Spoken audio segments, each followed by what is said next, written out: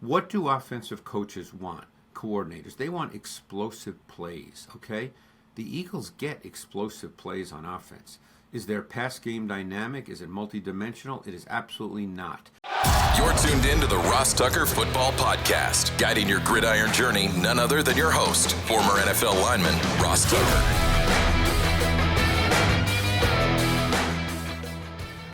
Oh, yeah, it is.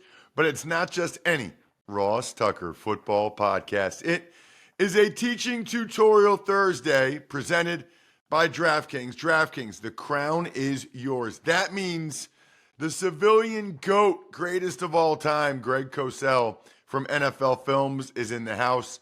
Going to talk to Greg momentarily about a couple of these coaching hires, about the games last weekend, what jumped out to him, and of course, a mega preview of the NFC and AFC championship games. Absolutely cannot wait to talk to Greg momentarily. Already tomorrow, by the way, we'll have winners. So if you're somebody that's been engaging with @RossTuckerPod on social media, you have a chance to win one of these awesome signed press passes, credentials I've gotten this season. Or if you'd rather have a football card or picture, that's fine too. Sponsor confirmation email winners too, right?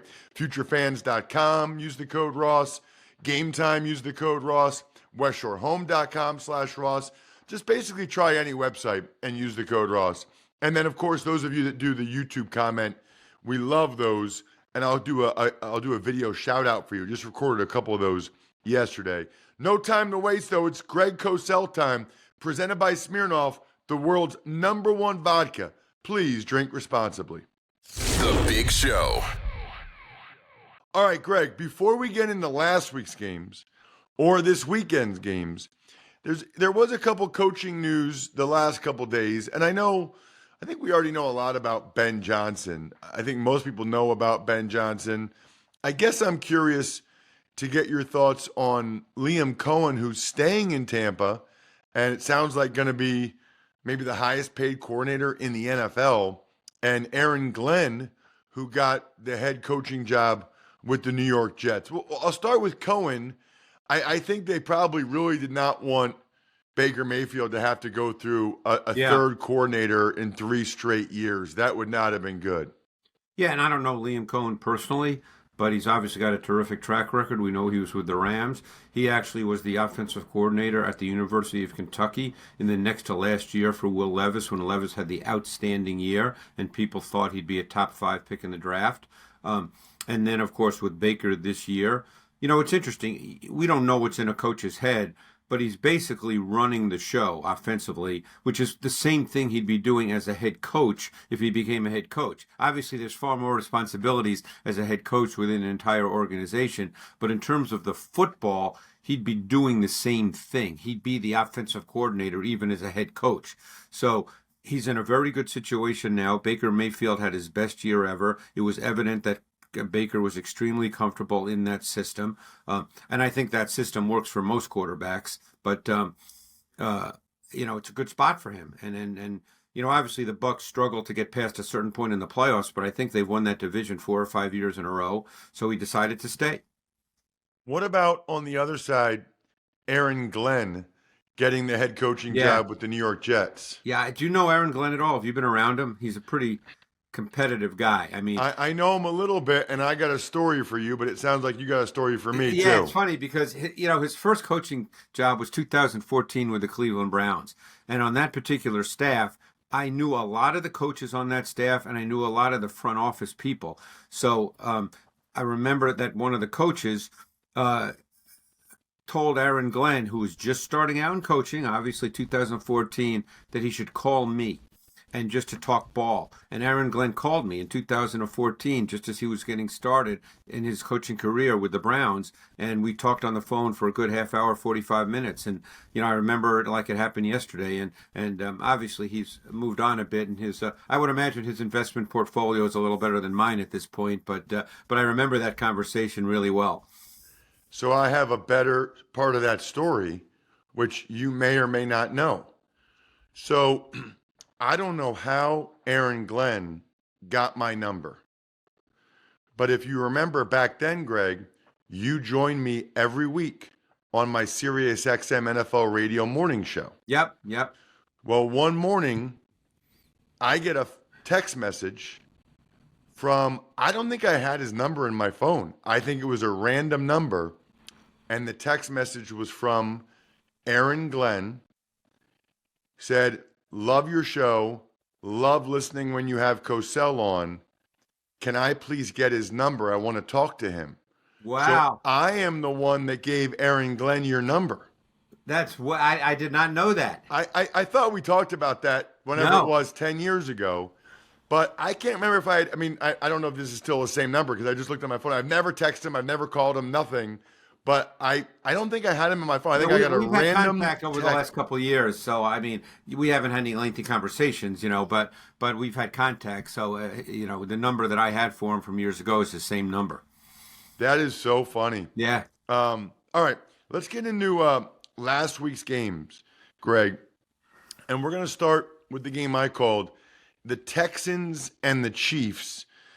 Just curious takeaways for you. I guess I thought it was overall probably a positive evaluation for C.J. Stroud. I thought the defense did a lot of things. But again, it really is fascinating how Travis Kelce can kill these teams in the playoffs like this. Well, what did you see from the Texans, really both offensively and defensively? Well, I'm going to tell you what stood out to me. Basically, we want to move along, obviously, to the games this week. So I'll just give you my quick, immediate thought. Situational pressure by Steve Spagnuolo. There's no coach in the league better than situational pressure by Spags. You get to the fourth quarter, okay? He blitzed 10 times in the fourth quarter, meaning he rushed 5 or more. And and you probably remember this, with about 10 and a half minutes to go, there were 3 consecutive plays, and it ended with a fourth down in which they didn't get the fourth down, where he just brought pressure. And he does such a good job with late movement so that you cannot change the protection. Because it's always easy to say, this is what the protection should have done. But Ross, you played O-line, and you know what happens when all of a sudden, with 3 seconds on the play clock, a safety or jumps into an A gap or a B gap. You cannot change your protection at that point. And I think Spags does such a great job with that situationally, and that's what really stood out to me. That's a really good point, because a lot of times I feel like defenses show their blitzes too early. Yep. And it enables you to check and get it picked up.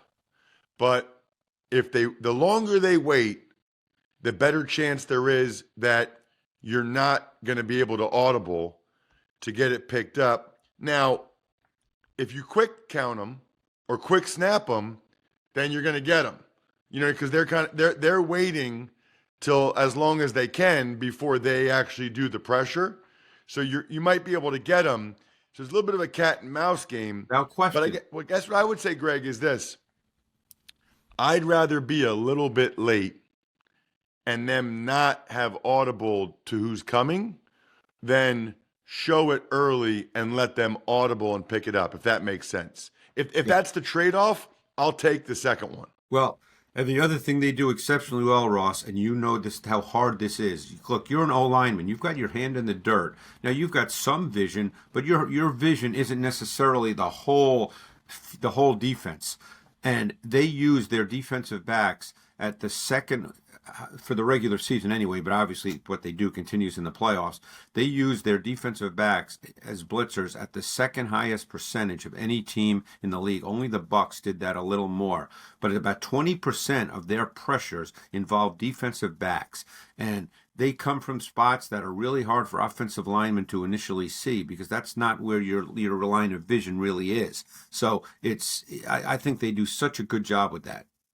Such a good point, because as an offensive lineman, you're basically always looking at like the front seven, right? You're looking at the D-line and the second level defenders, the linebackers.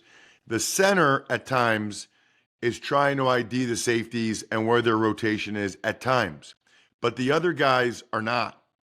So they're not even, it's hard to explain, Greg, but you can't see 11 people at once. No, you can't. You do the best you can, but you're really kind of locked in on, it's why Brady was so mad to change the numbers, because really you used to be locked in on guys with the 90 numbers and the 50 numbers, right? Right. For linebackers and D-line. Now the guys can have a little bit different numbers. That changes it a little bit. But it does make it harder. It makes it more confusing. And if you're an offense, Ross, that likes to line up your boundary X receiver, meaning the single receiver to the short side of the field with cut splits or reduced splits, meaning he's closer to the offensive tackle, that against the Chiefs, you better be aware that's an alert every time for a corner cat, because he's going to, it won't happen every time, obviously, but you better be aware that that could happen. I want to get one quick hit thought from you on each of last week's games. Lions Commanders. What kind of jumped out to you about that one?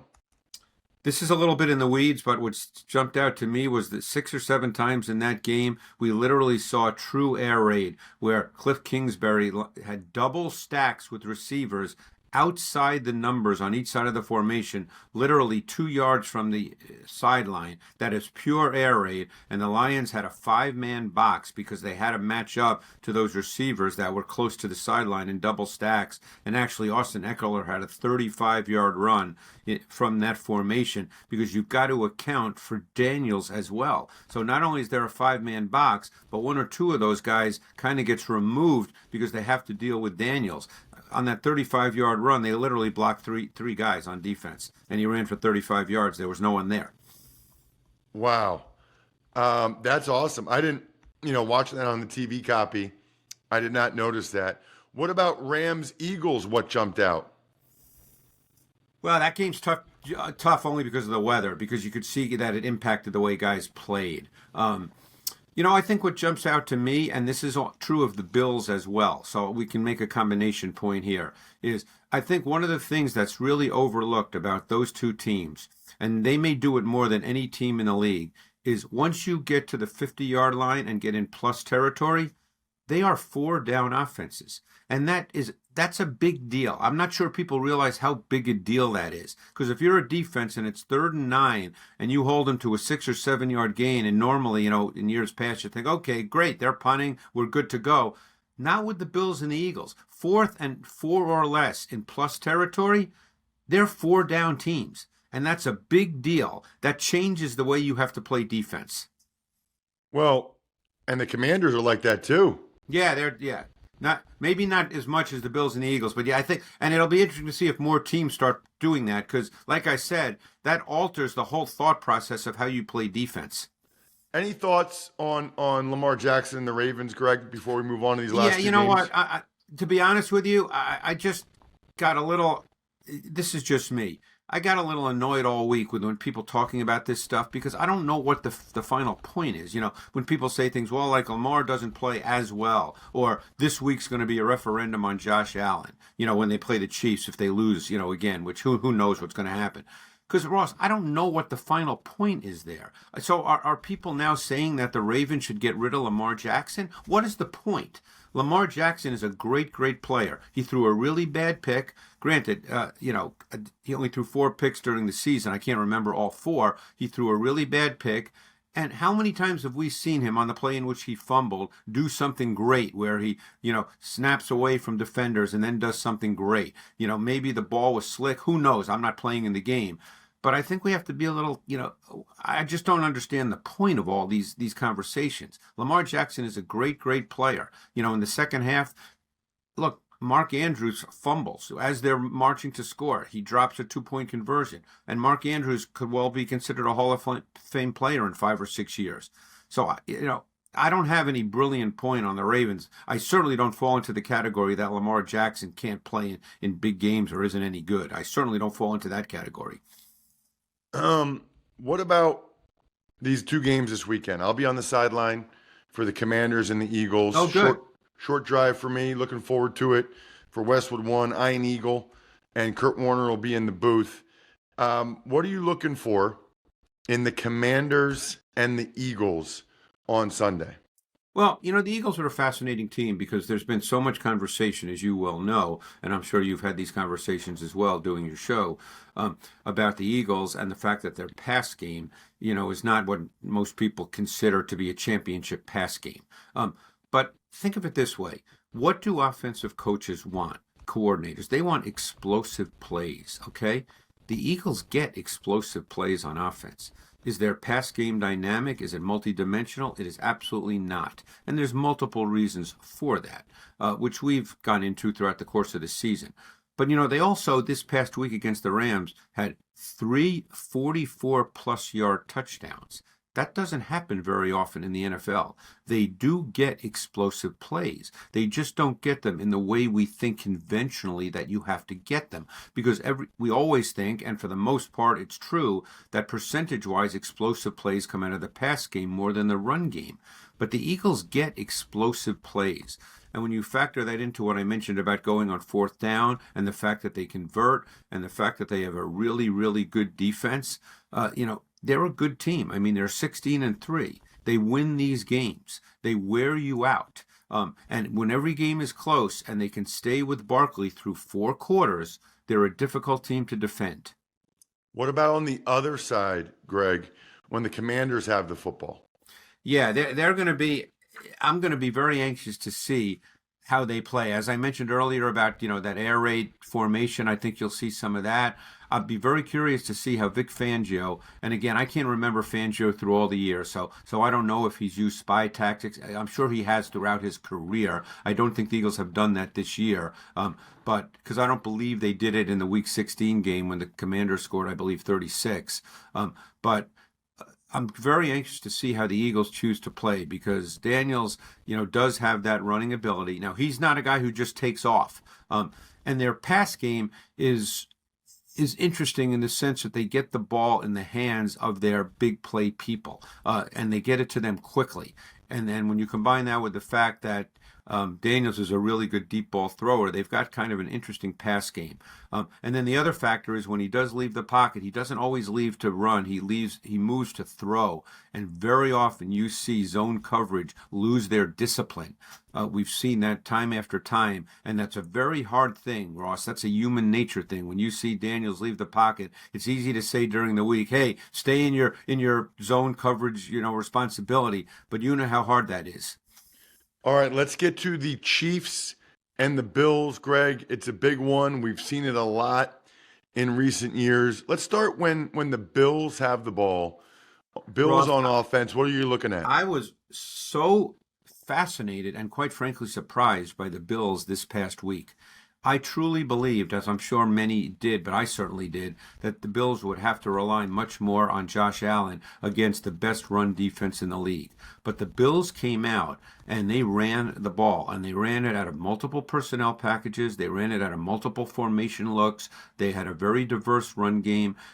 They came out and pretty much said, we can physically beat you. They did the same thing the week before against the Broncos. So, they almost played this game as if Josh Allen was not going to be a factor as a passer.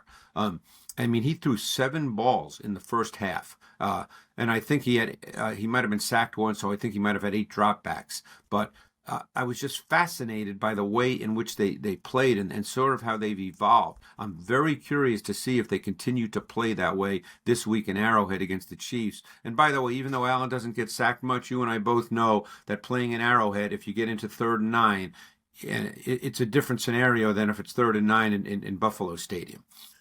Yeah, I would be surprised, Greg, if he doesn't run a lot in this game. It's such a huge advantage having a quarterback run game, and it's now or never for them to beat this team. I think that'll be a big part.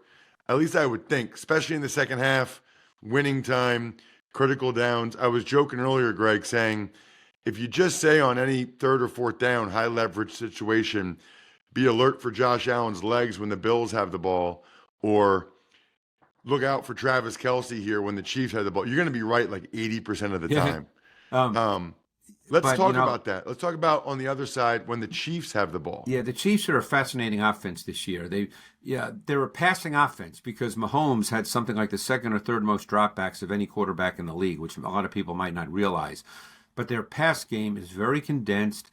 It's efficient. It somehow makes plays in those critical high leverage situations that you just suggested. But, I was doing obviously did a lot of research this week.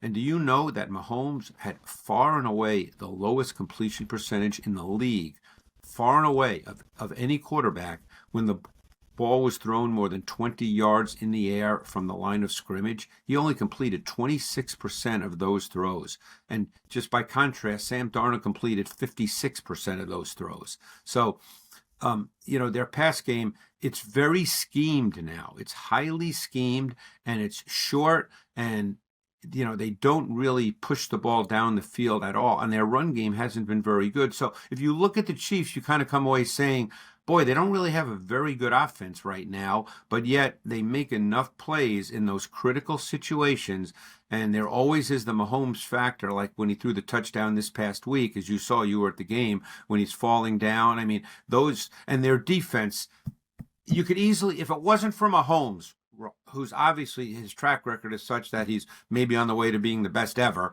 if it wasn't for Mahomes, we'd be saying that this is a defense-driven team. Can I quote you on that, Greg? Mahomes sucks and is overrated. Can I quote you on that? I think Mahomes is pretty good, by the way. And the thing is, in any game, like, he could be phenomenal. And in any play, any game, he could be the dominant factor because, he's done it. I mean, you can't take that away from him. The guy's done it, and he's phenomenal. But they're not really a consistent offense. Check him out on social media. He does it for us every week here on Thursdays at Greg Cosell. Greg, fantastic. Thank you so much. Thanks, Ross. Huge fan in life of being informed and at least knowing what my options are, which is why I highly recommend going to westshorehome.com/Ross and at least getting the free estimate. That way you know how much it costs for a new door. You know how much it costs for new windows. You know how much it costs for a new shower or for a new full bath. You don't have to do it, but at least you have the information and you can see what it would look like. Plus, right now, the 3 for free sales event through February 2nd, free install, free upgrade, 0% free interest. How do you know unless you at least give it a shot with the free estimate? I get free estimates on things all the time. That way I know if something goes bad or if I change my mind. westshorehome.com/Ross, westshorehome.com/Ross. So you already know that Smirnoff is the official vodka partner of the NFL and Super Bowl 59 because I've been telling you all season. What I like about Smirnoff is that you can get the world's #1 vodka without breaking the bank. Very affordable. This feeling is what the folks at Smirnoff call Smirnoff Extraordinary. They actually partnered with Complex, letting fans get their hands on some amazing items handpicked by celebrities, including NFL legend, Super Bowl champ Vernon Davis, for just $12.99, just like a bottle of Smirnoff. Head on over to SmirnoffDrops.com to check out upcoming drops and check out these Smirnoff Extraordinary items. Go quick, they're not going to last long. Please drink responsibly, by the way. Smirnoff number 21 vodka, distilled from grain, 40% alcohol by volume. The Smirnoff Company, New York, New York. Pricing is at the sole discretion of the retailer. May vary by state. Please not share with anyone under legal drinking age. All right, so before we get started, you need to know that playoff season's here. And the only thing better than game day predictions are the foods that come with them. Introducing Tums Fantasy Football Pool, brought to you by Tums, America's #1 antacid brand, and DraftKings. Each week leading up to the big game, turn football into food ball by building your best game day plate for a shot at winning a share of $40,000 in cash prizes. Inspired by game day bites and tailgate treats, join the Tums food ball action during this playoff season's most heartburn-inducing time. Visit DraftKings.com/TumsFoodball between January 6th and February 9th to enter for free and select your game day plate before the start of each playoff round. Age and eligibility restrictions apply. Void where prohibited. See terms at DraftKings.com/TumsFoodball. When you feel the heat of the game, don't let heartburn keep you on the sidelines. Try Tums Chewy Bites with a tasty outer shell and soft center for fast relief of heartburn, acid ingestion, and upset stomach. Check out Tums Gummy Bites, featuring a soft and easy-to-chew format for fast relief of occasional heartburn, acid indigestion, sour stomach, and upset stomach. Both available at Amazon, Target, and other major retailers nationwide. And for more heartburn relief fun, be sure to follow Tums at Tums Official on Instagram and TikTok. Tuck's Takes. All right, Ross. News we expected at the start of the offseason, but came a little late. Jaguars, they move on from general manager Trent Baalke. Right. So I think everyone was shocked that he was not fired when Doug Peterson was fired immediately at the end of the season for a lot of different reasons. And I think it took Shad Khan some time to realize that this was not the right move to retain Trent Baalke. I think it was negatively affecting their head coach search. And so I think Shad Khan realized sort of the error of his ways. Not ideal, obviously, but better late than never. A guy whose phone number I don't have, unlike you and Greg, the Jets, they're hiring Aaron Glenn as their next head coach. It's so funny because I forgot I even had it. Like, I've never reached out to him once. I forgot I had his number in my phone until Greg told that story and reminded me that I'm the one that gave him Greg's number, which is so funny. Listen, he did an outstanding job with the Lions defense. I think nickelbacks in particular have to be super smart. They're like the tight ends of the defense in the sense that they really have to know both the pass defense and rush defense very well. He comes very highly respected. Might have to get Anzalone on at some point to talk about Aaron Glenn because they were together both in New Orleans and with, the Lions. And Anzalone's kind of Aaron Glenn's guy. I mean, Aaron Glenn basically brought Anzalone to Detroit to run his defense. That's basically the deal. And a man who's clearly in the wrong industry, the Raiders, they hired John Spytek as general manager. Dude, I thought the same thing with that name. Like, I was like, dude, why is this guy even working? Doesn't he own like a ski brand, like a cold weather brand company? I mean, Spytek is incredible. That's like an incredible last name. Sounds like he should be GM for the Patriots. You get it? He's working That's Brady. funny. Evidently, he has some kind of connection with Tom Brady from when I guess they were at Michigan together. Mm-hmm. And then they were with the Bucks together. I don't know a lot about him other than this would certainly give credence to the idea that Tom Brady's kind of running the show there for the Raiders. And, I think they wanted Ben Johnson. It didn't happen, but I might write an article about that at some point. Sometimes it's totally fine if you don't get your number one guy. But I think Spytek, I like it when the GM is part of the head coach hiring process. I think that's a positive. Several coordinator news. Lions defensive line coach Terrell Williams, he's becoming the Patriots DC. Bucks are retaining Liam Cohen, their offense coordinator, despite the Jaguars having interest. Bengals, they're hiring Notre Dame's Al Golden as their next defense coordinator. Sounds like the Al Golden to the Bengals thing was in the works for a long time. I mean, as soon as Notre Dame lost, Rappaport was tweeting, Al Golden's supposed to be a strong target. Like, come on, man. Like, literally when the game ended, like, hey, you can't post this until the game ends. It's just so funny. Huge move for the Bucks to retain Liam Cohen. The Terrell Williams one is interesting because I guess maybe he wasn't going to be the Lions coordinator because you think he would have stayed to be the Lions coordinator if Dan Campbell was going to give him that job. Other than that, I think we're done here. Last thing, Jack, before we close it up. How many Labatt Blue Lights do you think Bills fans are going to drink this weekend? Can you imagine? What if they win? You guys should do the same. I'll have a couple this weekend for sure. Drinking some Labatt Blue Lights with friends, living life to the power of we. Always enjoy responsibly. Beer, Labatt USA, Buffalo, New York. Thanks for tuning in to the Ross Tucker Football Podcast. Make sure to also check out Even Money, Fantasy Feast, and College Draft, all on the DraftKings Network on Samsung TV Plus, YouTube, or subscribe to the podcast on your favorite platform. Shout out myfrontpagestory.com. I told you guys yesterday I finally sent out all the autographs that people had won since dating back to March, including those of you that got a story for a loved one at myfrontpagestory.com, which I love, which is awesome. Backoffescheduler.com, humanheadnyc.com, Sporticulture, Pizza Boy Brewing.